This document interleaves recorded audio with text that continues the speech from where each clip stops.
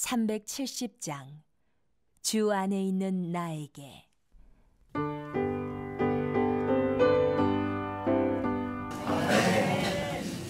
우리 옆사람과 기쁜 마음으로 한번 인사 한번 할까요? 하나님은 당신을 절대로 포기하지 않습니다.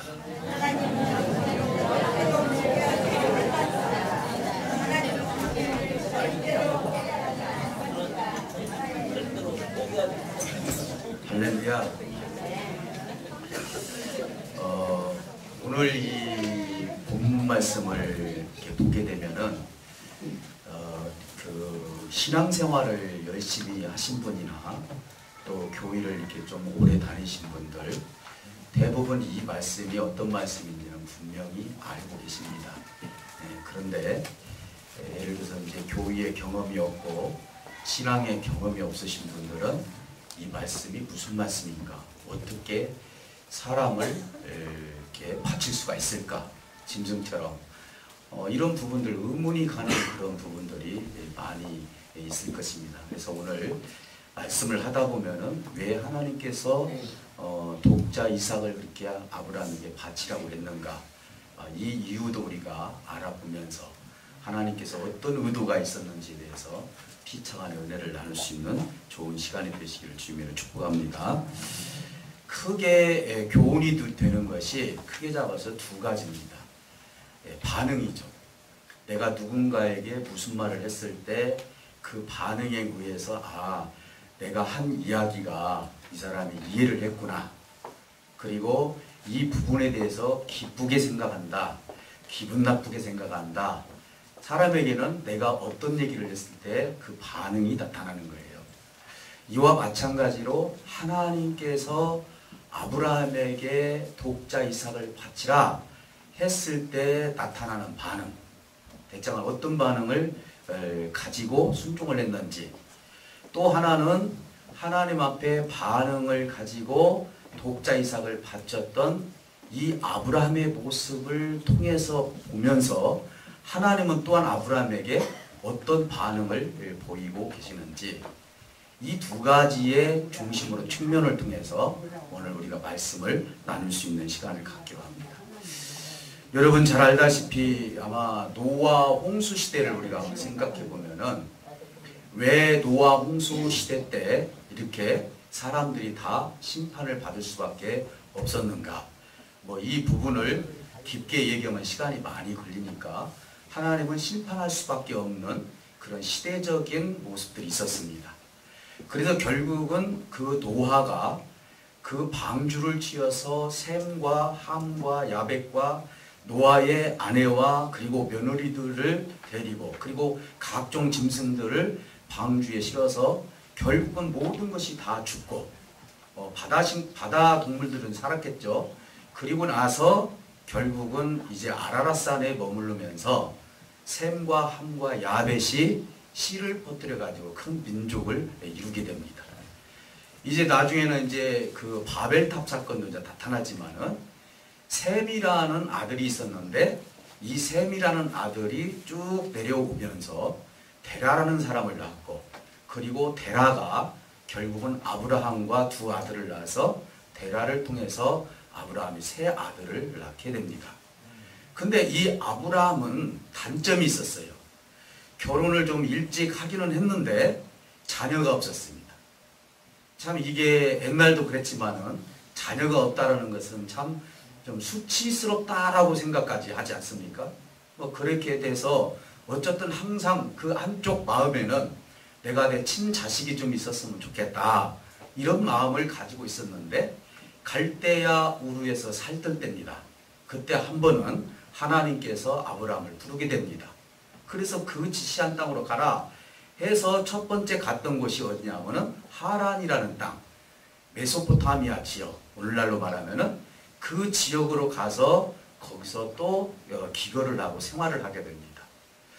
어떻게 보면 아브라함은 굉장히 단점이 많은 사람이에요. 그래서 하나님께서 아브라함을 불러주셨다. 여러분들 한번 생각해 보세요. 내가 하나님을 스스로 믿었습니까? 하나님께서 여러분들을 불러주셨습니까? 대부분 보면은 불러주셨다고 얘기를 하는 거예요. 어떨 때 보면 내가 교회 오고 싶어서 왔습니다. 그럴 수도 있어요.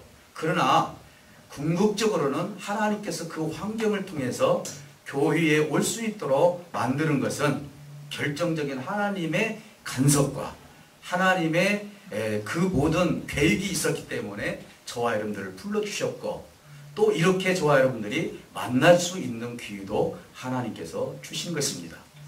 그러니까 하나님은 하나님의 일을 하실 때 사람이 하나님의 일을 해서 하나님의 영광을 드러내는 것이 아니라, 이게 진짜 우리가 구분을 해야 됩니다.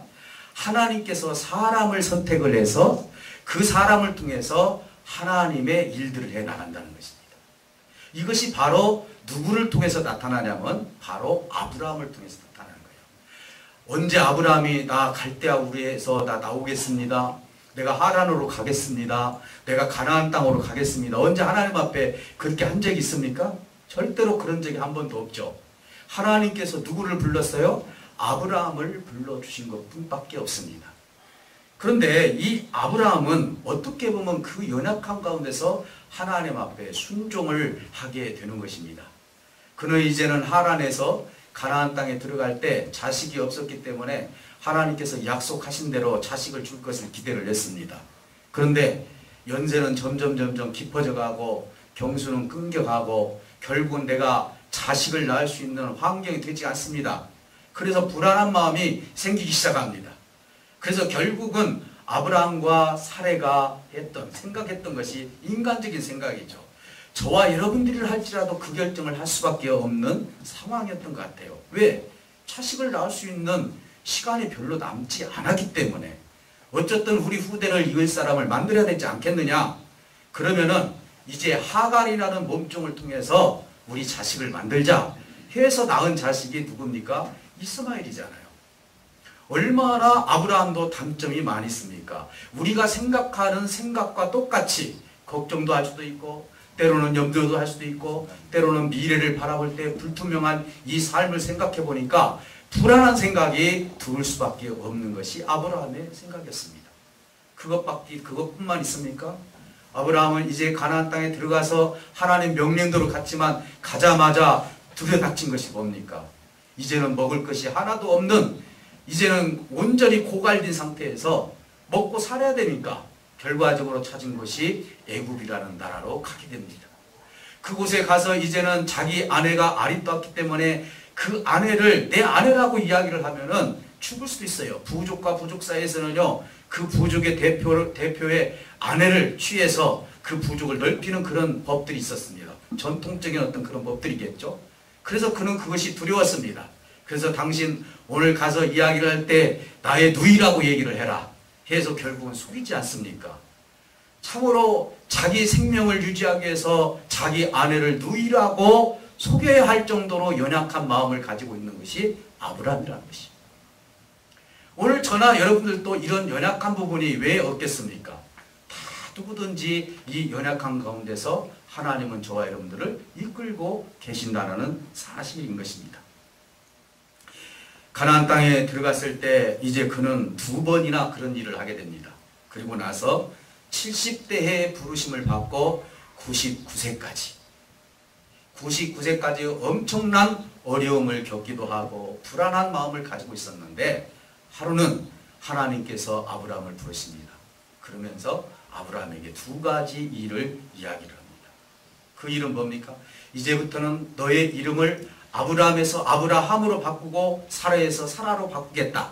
그래서 열국의 아버지가 되고 열국의 어머니가 되어야 된다. 그리고 너의 씨를 위해서 할례를 받아라. 그래서 할례를 받고 내년 이맘때쯤은 너희가 아들을 낳을 것이다. 그 아들의 이름을 이삭이라 해라. 물론 아내가 무섭기 때문에 거기에 변명을 해서 앞으로 아들을 낳게 되면은 이삭이라 해라.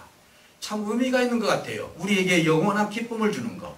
사실 이삭이라는 이 인물은 예수 그리스도가 앞으로 이 땅에 태어날 것을 미리 하나님께서 예시적으로 보여주는 장면이고, 오늘 이 장면도 언젠가도 제가 말씀을 드렸지만은 하나님의 마음이 예수 그리스도가 십자가에서 죽는 그 마음, 이삭이 마치 제물로서 제사를 드릴 때 그 칼로 죽여야 하는 그 아버지의 마음, 이 마음과 하나님의 마음을 서로 비교하면서 앞으로 메시아가 이 땅에 메시아가 이제는 몸을 입고 성육신 하셔서 와서 이 세상의 많은 생명들을 살릴 것이라는 것이 예시적으로 나타나는 것입니다.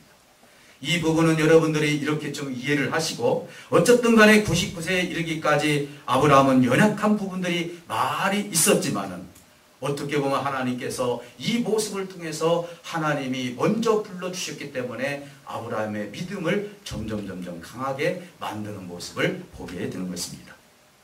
100세 때 아들을 낳았습니다. 얼마나 사랑스럽겠습니까? 정말로 어떻게 보면은 늦동이 아닙니까? 100살에 그 아들을 낳았으니 항상 거기에 빠져 있었습니다. 그리고 나서 아마 20세 이하, 이삭이 20세 이하, 16살에서 20살 정도 됐을 때 하나님께서 또 나타나셔서 말씀하시는 것입니다. 아브라함아, 네가 사랑하는 독자 이삭을 내가 지시하는 모리아라는 곳에 가서 이 아들을 그 땅에서 제물로 드려라. 번제로 드리라는 것입니다. 번제라는 건 뭐죠? 각을 떠가지고 불로 태워서 드리는 것입니다. 아까 제가 말씀드렸던 것처럼 사람을 어떻게 그렇게 하나님께서는 태워서 드리라고 그렇게 했을까? 그러면 이 태워서 드려야 하는 아브라함의 마음과 내 자식이 이 땅에 와서 십자가에서 죽어가는 그 하나님의 마음을 비교해서 볼 수 있지 않을까요? 그래서 결국은 이 반응에 대해서 번제로 드리라 했을 때 아브라함이 어떤 반응을 가졌느냐가 중요한 것입니다. 오늘날로 말한다면 하나님 줄 때는 언제이신데 이제 거둬가려고 하십니까? 저에게 작전기도 40일만 주시옵소서. 무슨 뜻인지 내가 확인하고 내가 바치겠나이다. 혹시 우리는 그렇게 하나님하고 거래를 하고 싶어서 이것을 불순종할 수도 있었을 것입니다. 그런데요, 아브라함은 한마디도 여기에 대해서 대꾸하지 않았습니다. 심지어는 자기 아내에게까지도 하나님께서 이런 명령을 내렸다라고 이야기하지도 않습니다.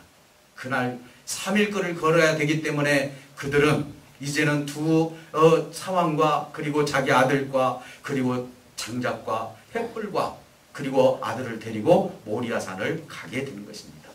여러분, 여기에서 나타나는 현상을 보시기 바랍니다. 사랑하는 독자, 정말로 얼마나 사랑하는 이 독자를 내가 하나님께 바쳐야 된다는 거.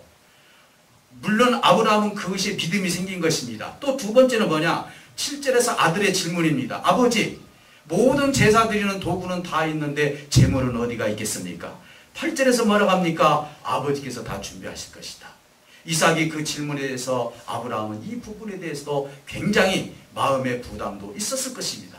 그러나 아브라함에게는 하나님이 주시는 믿음이 있었습니다.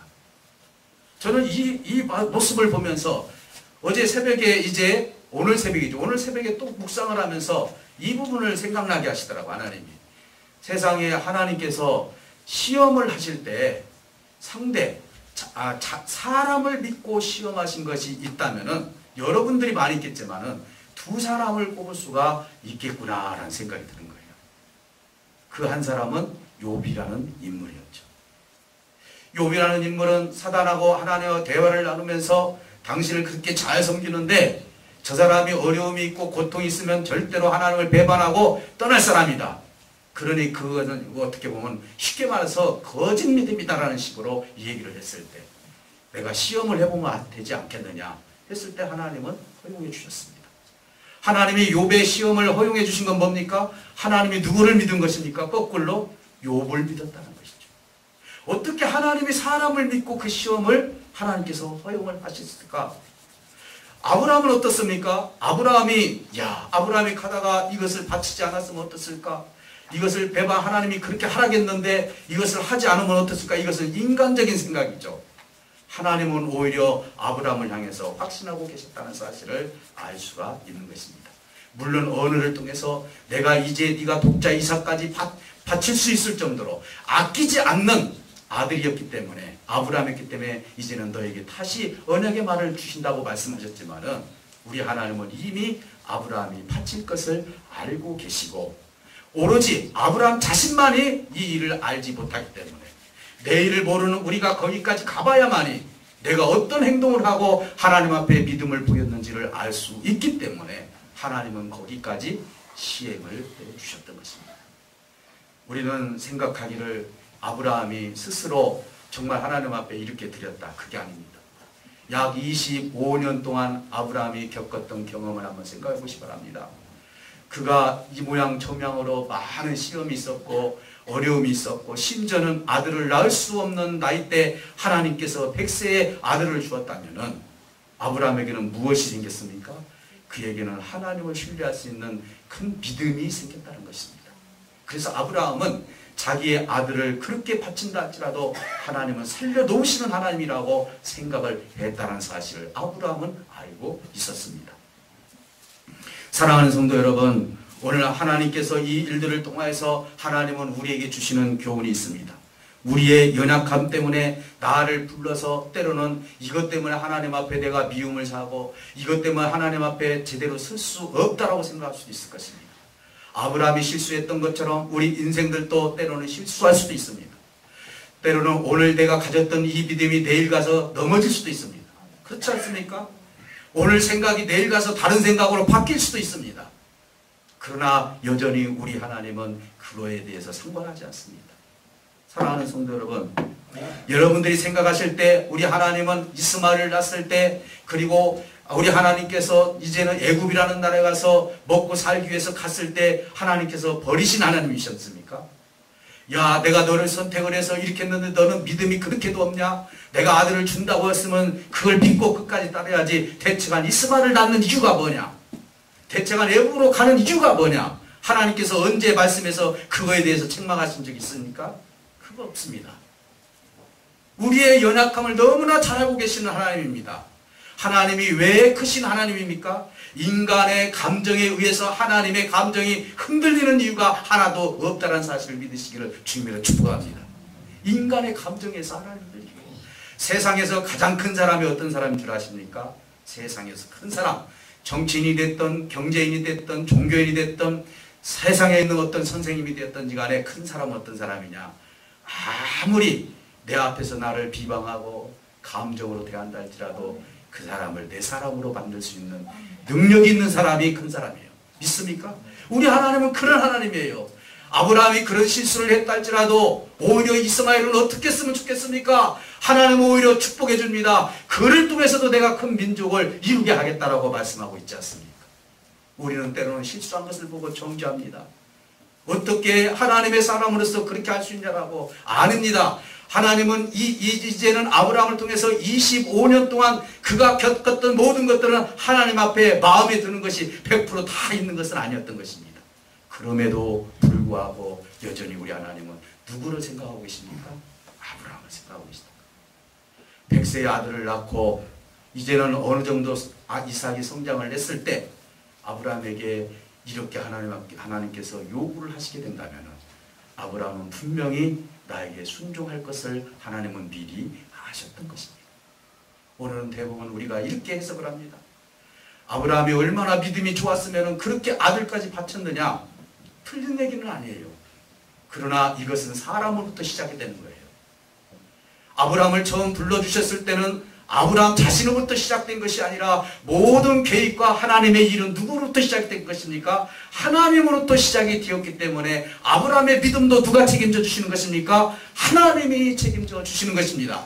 저와 여러분들을 하나님께서 불러주셨습니다. 그러면 내가 사소한 어떤 감정 때문에 사소한 어떤 죄 때문에 하나님 그래 너는 이런 죄를 졌으니까 내가 오늘부터 너를 버리겠노라 라고 하나님 그렇게 말씀하십니까? 아닙니다. 하나님이 나를 먼저 선택하셨기 때문에 비록 내가 실수를 하고 비록 내가 하나님 앞에 실수를 하고 하나님 앞에 순종을 하지 못했다 할지라도 여전히 우리 하나님은 우리의 믿음에 관심을 가지고 계신 것입니다. 그래서 언젠가는 아브라함처럼 네가 나에게 이것을 바치라 했을 때 아무 거리낌 없이 내 시간을 바치고 내 삶을 바치는 그 시간이 됐을 때는 이미 하나님께서 내 믿음을 알고 계셨기 때문에 하나님께서 말씀하신다는 사실인 것입니다. 사랑하는 성도 여러분, 오늘 저와 여러분들은 인간의 감정에 의해서 하나님이 흔들릴 이유가 없고 우리는 생각하기는 우리 인간 스스로가 이렇게 살고 이렇게 우리 기독교가 정말로 퇴폐돼버리고 이렇게 하나님을 안 믿기 때문에 얼마나 하나님께서 슬퍼하실까 힘들어하실까 이렇게 우리는 때로는 하나님을 이루할 때도 있습니다. 아닙니다. 우리 하나님은 역사를 주관하고 계십니다.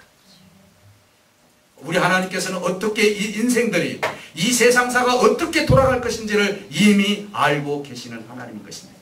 하나님이 이 시대에 우리에게 요구하는 것이 무엇인 줄 아십니까? 하나님이 말씀하시는 것에 대해서 믿고 오늘 아브라함처럼 내 모든 우선순위가 누구예요? 하나님 앞에 우선순위가 되었을 때 하나님이 가장 기뻐하신다는 사실을 믿으시기를 주님으로 축복합니다. 오늘 저와 여러분들은 내 인생의 삶을 통해서 누구의 우선순위냐? 아브라함을 향해서 하나님께서 아브라함을 통해서 기뻐해 주셨던 첫 번째 요건이 뭡니까? 네가는 이제는 세상의 우선순위가 아니라, 아들의 우선순위가 아니라 하나님의 우선순위로 두었던 것에 대해서 하나님은 너무나 기뻐하셨습니다. 심지어는 오늘 마지막 절에 보면은 내가 나한테 맹세하여서 너에게 축복하는 이 모든 말씀이 그대로 이루어질 것이라고 말씀하고 있는 것입니다. 아브라함이 믿음으로 그렇게 반응했을 때 하나님은 어떻게 반응해 주셨습니까? 오늘 16절에서부터 한번 봐볼까요? 한번 우리 다 같이 한번 읽어보겠습니다. 16절에서 18절까지 한번 다 같이 읽어보겠습니다. 시작. 이르시되 여호와께서 이르시기를 내가 나를 가르쳐 맹세하노니 내가 이같이 행하여 내 아들 내 독자도 아끼지 아니하였은즉 내가 내게 큰 복을 주고 내 씨가 크게 번성하여 하늘의 별과 같고 바닷가의 모래와 같게 하여 하리니 내 씨가 그 대적의 성문을 차지하리라. 또 내 씨로 말미암아 천하 만민이 복을 받으리니 이는 내가 나의 말을 준행하였음이니라 하셨다 하니라. 아멘. 어떻게 하나님께서 맹세라는 것은요 자기보다 높은 사람한테 맹세해야 돼. 근데 하나님이 하나님 자신한테 맹세를 했다 했어요. 내가 이 일은 정말로 너의 이 믿음을 통해서 내가 맹세해서 오늘 아브라함을 처음 불렀을 때 그 하나님께서 약속했던 언약의 말씀을 다시 한번 리바이벌 하면서 이렇게 너의 민족을 크게 할 것이다. 사랑하는 성도 여러분, 우리가 천국에 가면은 제일 먼저 맞이해 주시는 분이 누군 줄 아십니까? 아브라함이에요. 거지 나사로와 부자가 죽었을 때 거지 나사로가 누구의 품에 있었습니까? 아브라함 품에 있었죠. 아브라함이 우리 믿음의 조상이거든요. 아브라함을 통해서 너의 씨가 하늘의 별과 같이 바다의 모래와 같이 너에게 기업을 주겠다는 것입니다. 이 땅에 120년, 200년 사는 것이 문제가 아닌 것이 아니라 하나님 나라에서 영원히 살 때 아브라함에게 주어진 아름다운 그 기업이 엄청나게 이어졌다는 이 사실에 대해서 아브라함은 엄청난 큰 복을 받은 사람 중에 한 사람인 것입니다. 저와 여러분들 하나님 나라에 들어가서 어떤 복을 받으시렵니까? 오늘 저와 여러분들 이 말씀을 통해서 믿음을 통해서 하나님을 기쁘게 드리고 하나님께서 이것을 통해서 아브라함에게 약속해 주셨던 것처럼 여전히 저와 여러분들에게 주시고자 하는 것은 하늘의 기업이라는 사실을 믿으시기를 주님으로 축복합니다. 사랑하는 성도 여러분, 오늘 우리는 하나님에 대한 반응, 아브라함에 대한 반응을 한번 생각해 봤습니다. 오늘 하나님 앞에 내가 어떤 믿음을 보여드릴지. 우리의 믿음이 연약하다 해서 하나님 책망하시지 않습니다. 기다려주십니다. 기다려주시오. 어린아이가 성장할 때까지 넘어져도 따복따복 걸을 때까지 부모님이 기다려주듯이 기다려주십니다. 오늘 이 말씀을 통해서 하나님이 우리를 기다리시면서 믿음이 자랄 때까지 그 믿음을 통해서 하나님의 의를 이루기를 원하시는 아버지의 그 뜻을 생각하면서 오늘 아브라함이 하나님 앞에 많은 실수도 있었지만 하나님이 어떻게 그 믿음을 믿음으로 세워주시고 칭찬해 주시고 그리고 하나님의 뜻을 이루게 해주셨는지를 생각한다면 오늘 아브라함이 이삭을 바쳤던 그 이유는 그냥 바친 것이 아니라 이것은 바로 하나님이 시작했기 때문에 하나님을 통해서 아브라함의 믿음이 생성되어서 하나님의 뜻을 이뤘다는 사실을 믿는다면 오늘 여기서 하나님이 선택한 하나님의 백성들은 추워도 버림받은 사람은 한 사람도 없다는 것입니다. 오늘도 우리가 인사를 할 때 하나님은 당신은 절대로 포기하지 않습니다 라고 했습니다.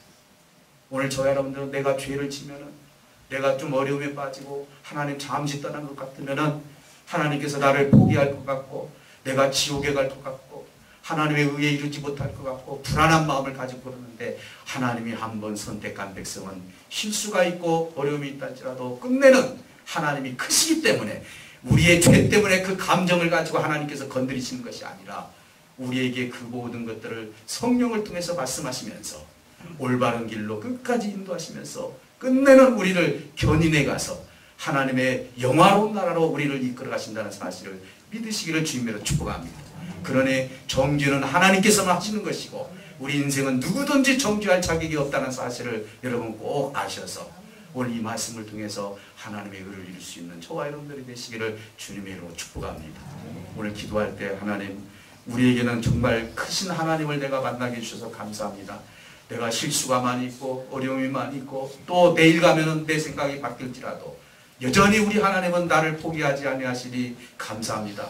하나님, 내 이 연약함을 불쌍히 여주시고 긍휼히 여겨달라고, 끝내는 하나님의 온전한 영화로운 나라로 내가 들어갈 때까지 하나님 나를 보호해달라고, 우리 교회를 보호해주시고 우리 주변에 있는 성도를 보호해달라고 우리 다 같이 기도할 수 있는 시간 같기로 합니다.